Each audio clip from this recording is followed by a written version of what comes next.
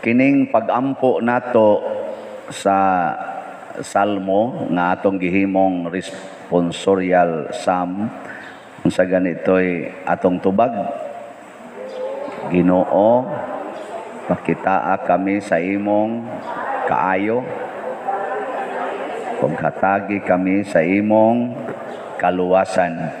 Mauni ang pangandoy sa mga tao nga adtong panahon na mura naggingit-ngitan sa ilang kahimtang kay nangabihag man gud ning mga Israelita sa lain-laing nasod, labi na gyud sa Babylonian exile nga porti na gyung paita silang kinabuhi, murag wa na sila'y mga propeta, wa na sila'y mga leaders nga kanhi panahon ni David, murag sila mo'y hawd sa tibuok kalibutan. Mauna nga nakaingon sila, Ginoo pakitaa mis imong kaayo. Ana, og tuod man mikuha ang Ginoo og usa ka propeta. Kadto si propeta, kinsa man to? Nas unang pagbasa, Amos. si Amos. So si Amos. Gidawat ba nila? Wa.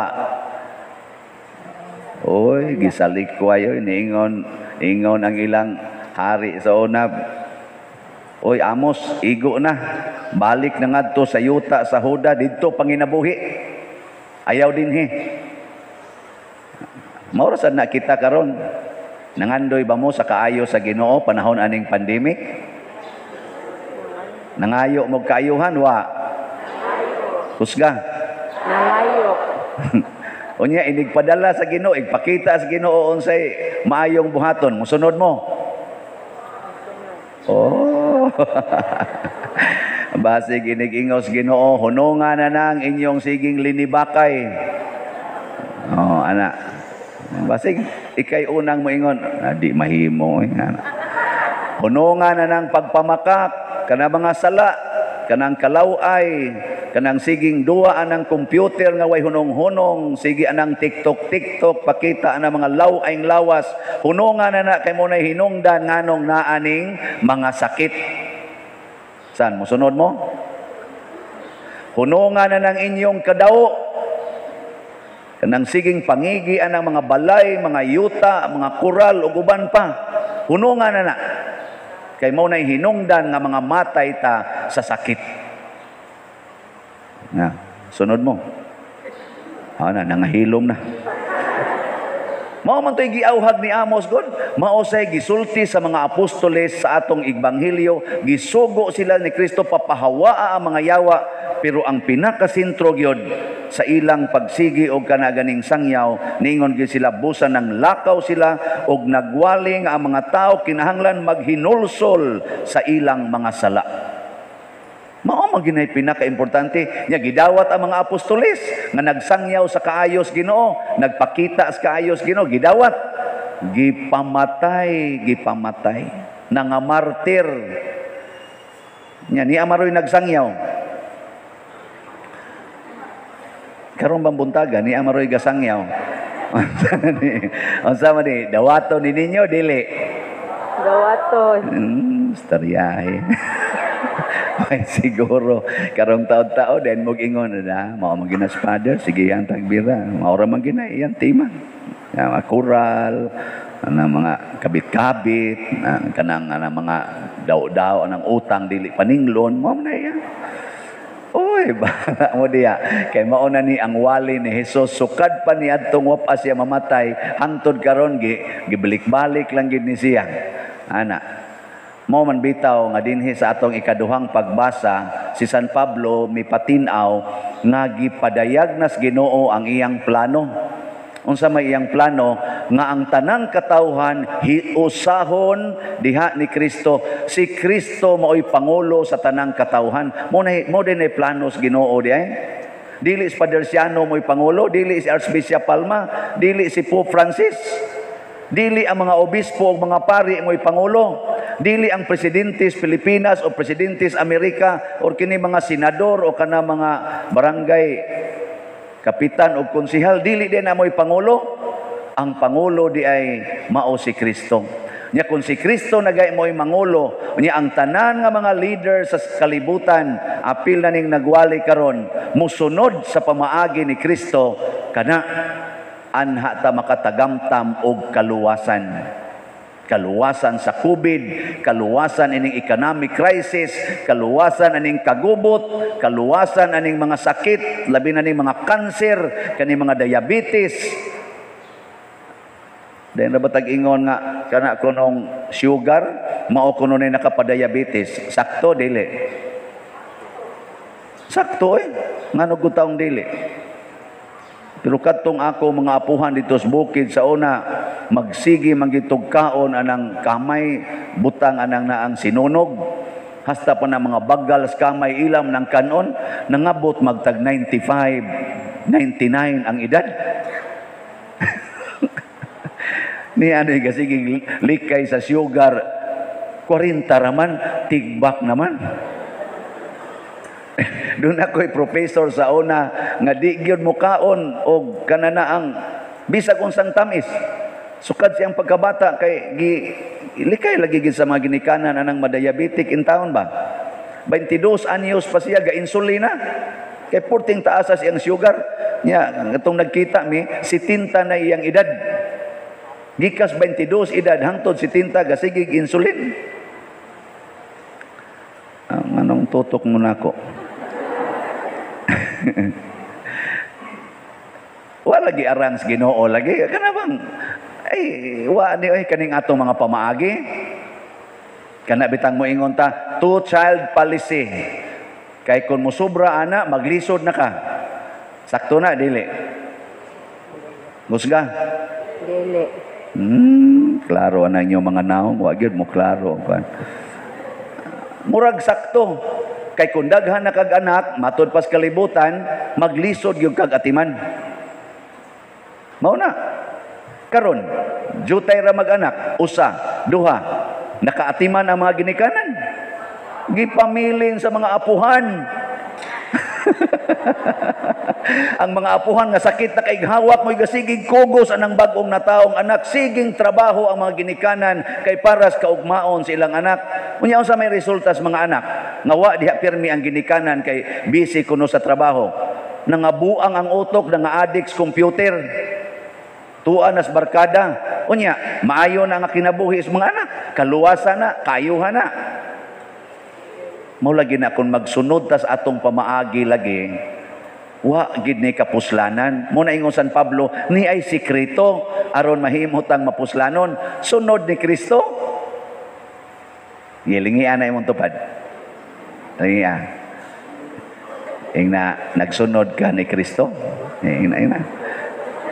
Sige ba, ing na ba kana ra ganing pangutana, ing na lang. Ing na nagsunod ba ka ni Kristo?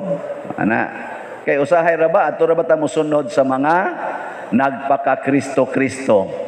Kana bang nagtudlo nato ba sa mga butang nga makaayo kunohay nato pero kutob ra gyud sa lawas. Ang kaluwasan manggod nga gilantaw sa Ginoo mga igsoon, lawas ug kalag. Dili lang lawas. Kita gud ang ato ra yung kaluwasan dinis kalibutan, ang tanan natong gitun-an anang pila na naron katuig ang educational system nato. Gikas kinder ngadto sa grade 6 pila na 7 katuig. Dito. Kinder to grade 6. Grade 6. Ato na lang ilahos grade 12. Sige. Grade 12 plus kinder 13 katuig plus college nga pila ron? Average of 4. Pila na katuig? 17 katuig. 17 katuig. Mao na itong educational system. Unsay resulta? Ang nakatunan sa mga estudyante nato ang pag-care, ang kaluwasan ra gyud sa lawas. Ang katagbawan sa lawas. Ana, ang mga estudyante ni Kristo wa gito ka eskwela kinder, wa gito kaabot gani grade 3 sa atong educational system kay otro man sad si Kristo, wa man sad siya ka eskwela. Pero ang iyang gitudlo sa iyang mga apostoles nga niya dinhi mao ang kaluwasan sa lawas o kalag. Nya unsa man pagluwas ang lawas?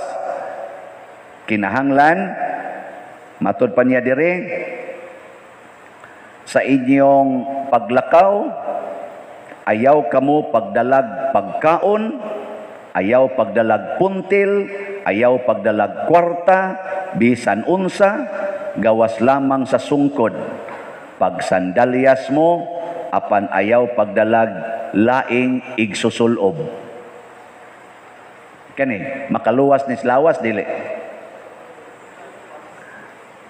Uy, tubag mo eh. Sige, suway ninyo. Suway ninyo adtog laing nasod o laing lugar nga wa jud kay dadong kwarta, way puntil, way ilisan, way pagkaon. Maluwas ka dili. No, pataka lang mo tanawa ingon dili. Mao na kay mao man na lagi atong nakatunan. Mao na atong nakatunan sa gitudlo sa kalibutan. Pero hanggang Kristo ayaw pagdag. Ngayon sa may nitabo siya mga apostoles, nakapapahawa og mga yawa, nakaayo og mga masakiton, nakapalambo sa daghang mga tao og nakatukod og mga simbahan nga ning abot dinhi sa San Vicente Ferrer, Liloan. Mao nay resulta sa ilang pagsangyaw, sa ilang paglakaw nga way gida bisan unsa. Sige, suway da dito nagdakag trolling duha ka buok. Kay imo ng mga ilisan, naa sa dihang imong bugas, naa sang imong kwarta, na ang imong mga ilisan. Maglisod kag sangyaw Maglisod kag sangyaw. Ngano man, magsigi man kag bantay sa imong bag. Unyag naay, ubay-ubay unya ng kwarta o mga mahalon unya ng sinina nga imong giso diha. Ug na imo sikit-sikit nimong bulingit kay ignaong managana na kag istorya kay basin unyag snatcher na or tulisan na. Di ba? Unyag naaroy mo padayon nimo sa ilang balay nga wa gyud kahangiran sa imong mga bisti nga imong labhan. Mubalhin ka, ang batias aning balaya maglisod matag higda. Wa man gani CR. Ana. Pero ang mga apostoles, way ilisan, wa tanan, asus, yano kayo, agbay-agbay pas mga buangon. Nga naman, wa man kay panaganan, o sa may ilang tulison nimo, o magani kay pagkaon, pero ang ilang gida, gugma. Gugma o pagtuo diha ni Kristo. Gugma, kanang gugma mga igsoon, purti nang mo patubod og kwarta. Purti nang mo patubod o kanini ang mga ilisan. Tanan, balay, yuta, manggawas na dihas gugma. Tanawa ng mag-asawag bana nga maghigugmaay. Mulambo ang kinabuhi, makaput up og daghang mga properties. Tanawa ng mga banag asawa nga sigig away. Mga buslot, hastang bungbong. Hastang mga kisami, hastang mga jealousy, mga buak. Sa hasi, sa bana, o sa pag-wild sa asawa. Awa din mo kay bawa na, nga kamo may mga minyo, ako nagtanaw raman ko. Mo bitang, wa na lang yun ko magminyo. Oy, kanang minyo, lami, ragid na, inighumas kasal. Sus, dangatag mga tulo ka tuig, luod na kay nastanan. Basta wa kay gugma. Pero naan imong gugmas Ginoo, mga matay na lang mo mga, wagtang lang na inyo mga ngipon, lami lang gyapon. Magkadugay, magkalami. Pero way gugma, magkadugay, magkapuol. Kamoron, gipulaan na mo nako. Ha? Wap amo puli og palit og slots. Wapay nagyaw-yaw niyo dia, sige baligyan ang slot, sige baligyan ang slot. Basig napulaan na mo. Ako di ra ba ko mapulaan?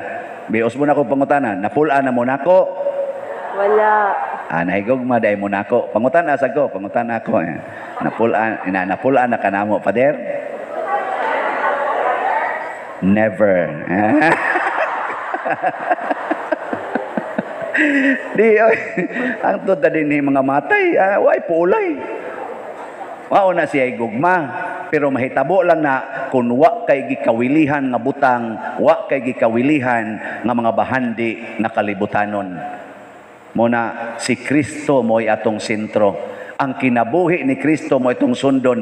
Di ta niya pagutman, di sad ta niya tagaag sakit kung dili kaayuhan, di sad ta niya tagaag kasakit kung dili kalipay. Kalipay nga dili ikahatag aning kalibutana. Di sad ta niya tagaag kagubot kung dili kahiusa. Kahiusa og kalinaw nga dili gyapon mahatag niining kalibutana. Man reaction nindog na ta.